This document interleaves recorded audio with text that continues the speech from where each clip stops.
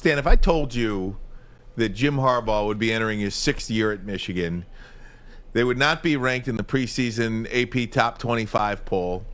They wouldn't have a sniff, really. I mean, maybe one time have a sniff of the Big Ten, chance to go to the Big Ten title game. So 0 Big Ten championship game appearances. 1 bowl game. No bowl game wins, correct? 0 wins against Ohio State. No quarterback brought in. No quarterback that really has done anything at all. 3 outside transfers. Of Jake Rudock. 0. Here's a catcher. 0 1,000-yard receivers. What would you say to me?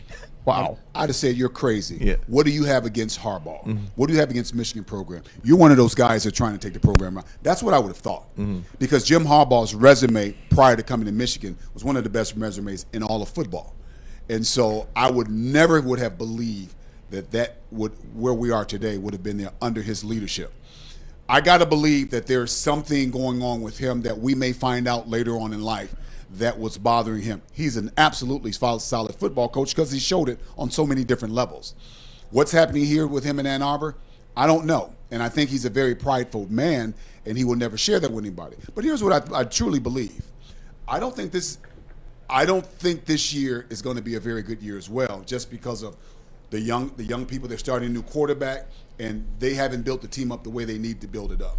And some of the other schools, the Indianas, the Penn State, the Wisconsin, and obviously Ohio State, are still at the top of their game. So I wouldn't be surprised if Harbaugh struggles again this year. But I don't know how long he's going to be in Ann Arbor. I don't believe this is his swan song. He will not leave football on a losing note. He's going to go someplace, maybe back to the NFL, and he will leave football on his terms and on a winning note. Stan, let me ask you this. 2016, the failed punt against Michigan State that went for a touchdown to break Michigan's back, to break Michigan fans' heart. I say this story all the time, but I saw Jim Harbaugh on the sidelines, and it looked like he saw a ghost. I feel like the ghost of Jim Harbaugh left his body that day. Do you think? I think he ceased becoming Jim Harbaugh that day. No, I don't. I couldn't result it to that one play because some people think it was the play that's the spot in Ohio State and Columbus. There's a number of different plays where they just won game, the Iowa game, the rain game against Michigan State, whether it was 14-10, whatever that score was. There's a number of games, or the it sounds like I'm piling on. The game, was it Air Force or Army that we almost lost? But it's just the facts, though. It sounds like you're just piling on, but it's just the facts here.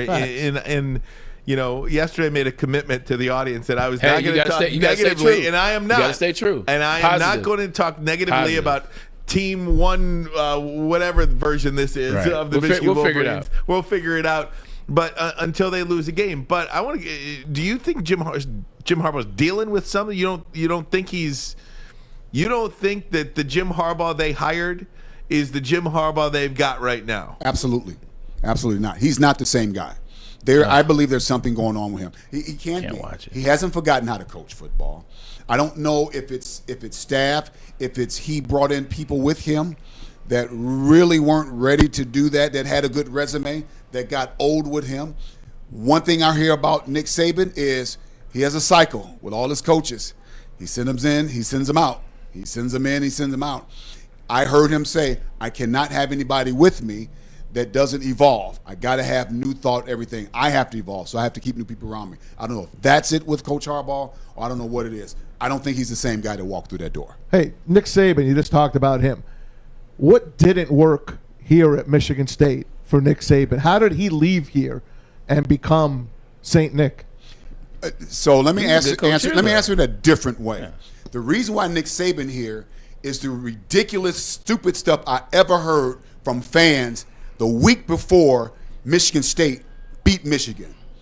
I can't remember the game. The week before Michigan State played Michigan, Mel Tucker's first year last year, Mel Tucker was everything but a child of God in East Lansing. On all the outlets, the news, all the fans, they were killing him. They had just lost the game, and he was I'm like, are you guys kidding me? It's a new coach.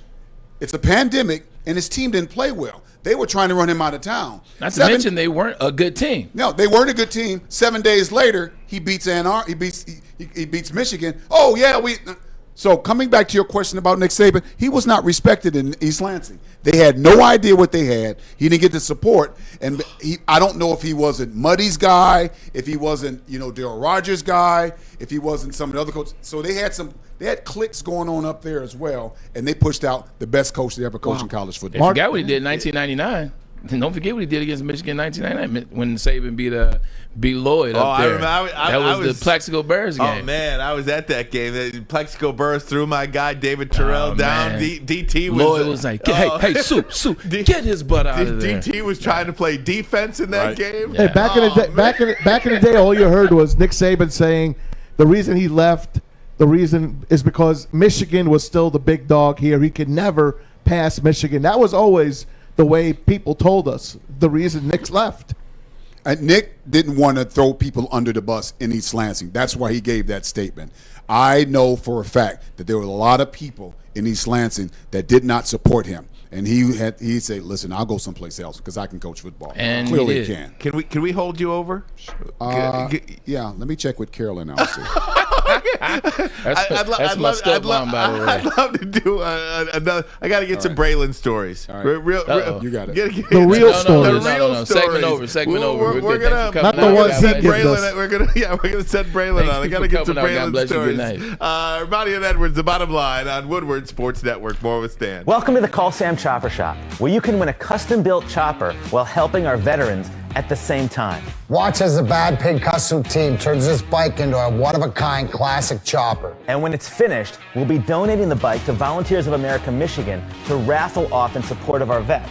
A great cause to give back to those who've given so much. Watch for Call Sam Chopper Shop episodes on our social media channels and get your raffle ticket today at callsam.com/chopper shop.